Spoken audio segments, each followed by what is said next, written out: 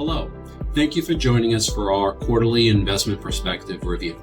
My name is Aldo Voltaggio and I'm the Chief Investment Officer at Capstone Financial Advisors. The following is general commentary on the markets and economy and his opinion.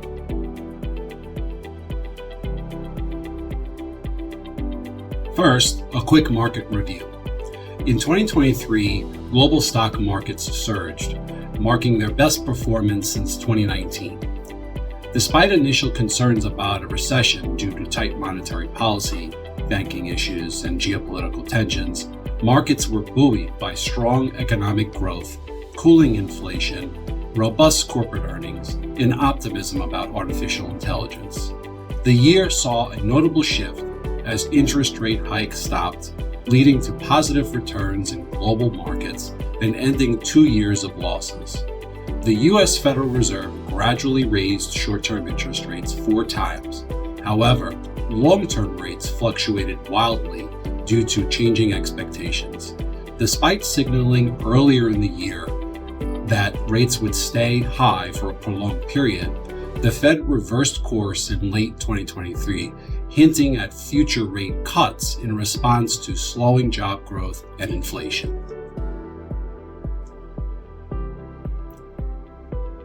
Looking ahead, stock market support could continue in the near term, with major central banks, led by the Fed, signaling an end to interest rate hikes and potentially rate cuts this year.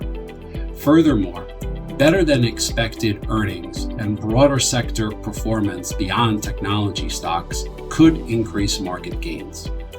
However, investors should temper return expectations due to elevated stock market valuations, especially in the US, where price to earnings ratios have risen significantly. Looking ahead, market volatility may increase if economic growth slows more than anticipated, or inflation rises again, prompting another Fed policy shift. Moreover, geopolitical risks and the United States presidential election will add to uncertainty and likely result in additional short-term stock market volatility. The severe bond market volatility of the past 2 years has likely ended, with the culmination of aggressive central bank actions aimed at curbing inflation and preventing overheated economies.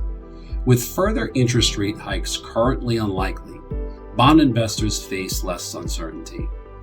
Attention now turns to whether and when central banks will cut rates, depending on whether the economy experiences a hard landing, recession, or a soft landing, with falling inflation but positive economic activity. If rates are cut sooner or more aggressively than expected, bond prices will likely rise, boosting returns. Conversely, if rates stay put for longer, investors will continue to enjoy attractive bond yields currently in the 4.5% to 5.5% range for high-quality investment-grade bonds. On the economic front, in 2023, the U.S. economy defied expectations, showing resilience despite higher interest rates. Strong labor market performance buoyed consumer spending and overall economic growth, despite initial concerns over a banking crisis and political discord. The economy expanded by 2.5%, while inflation steadily declined throughout the year, with the consumer price index dropping from 6.4% to 3.4% by December. This downturn trend prompted the Fed to halt interest rate hikes in July and, later in the year, shift towards discussing rate reductions. Abroad, central bank rate hikes in Europe slowed growth and slightly weakened labor markets. And with the ongoing Russian-Ukraine war compounding financial challenges, consumer confidence and spending declined throughout Europe. Yet, inflation peaked and a disinflation trend continued throughout the year, prompting the European Central Bank and Bank of England to halt rate hikes, easing financial conditions. In China, economic growth faltered due to a housing sector downturn, leading to reduced consumer spending and extremely low confidence. While China's economic growth remained positive, it fell below government targets, prompting them to implement stimulus measures.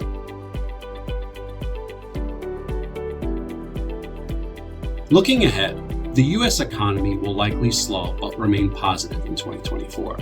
The same goes for consumer spending as savings decrease. Business spending may face challenges due to higher interest costs and slower revenue growth. While lower income households and interest-sensitive business sectors may be strained some, overall economic and financial conditions are still relatively strong. As such, if a recession were to occur, it is likely to be mild and short-lived. Meanwhile, inflation should continue gradually easing. And even though inflation is still higher than the Fed's 2% goal, it's unlikely that they'll raise interest rates anymore. Instead, their next action will probably be to lower rates, but not quickly or a lot, since the economy is doing relatively well. In early 2024, Europe's economic growth prospects will still face challenges. But with central banks halting rate hikes amid declining inflation, conditions should improve. Deflationary trends are anticipated to lead to positive real income growth, supporting consumer confidence and spending amid a stable employment environment in Europe. In China, stimulating economic growth should remain a key focus for policymakers. With ongoing stimulus measures and improving consumer sentiment, China's economy is likely to start gradually recovering from last year's relatively low growth level. On top of assessing the path of central banks, the stability of corporate profits, the resilience of consumer spending, and whether the economy will have a soft or hard landing, investors will have to grapple with the barrage of headlines about the U.S. presidential election this year.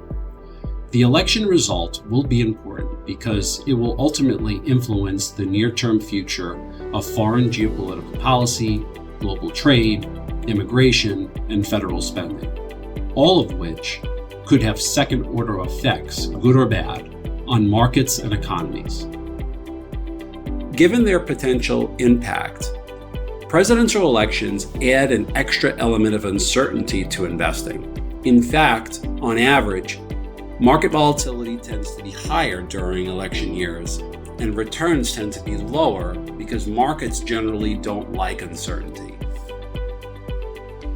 Over time, however, the U.S. market and economy have historically fared well under all government configurations. Furthermore, we can't conclude that the political backdrop is the only or primary driver of market performance and economic growth. Instead, it's more likely a combination of fiscal, monetary, and trade policy, labor market conditions, consumer spending, corporate capital expenditures, and more that drives the market and economy.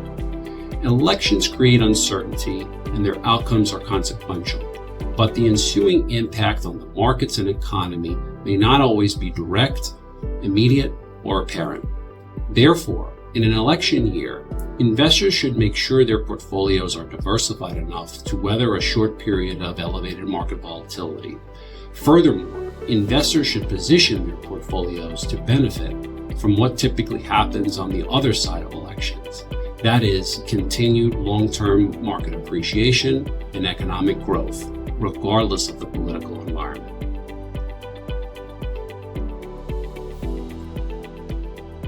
Our portfolio recommendations are shaped by current market conditions and long-term investment perspectives. Investors should brace for a slowing economy and higher market volatility in 2024.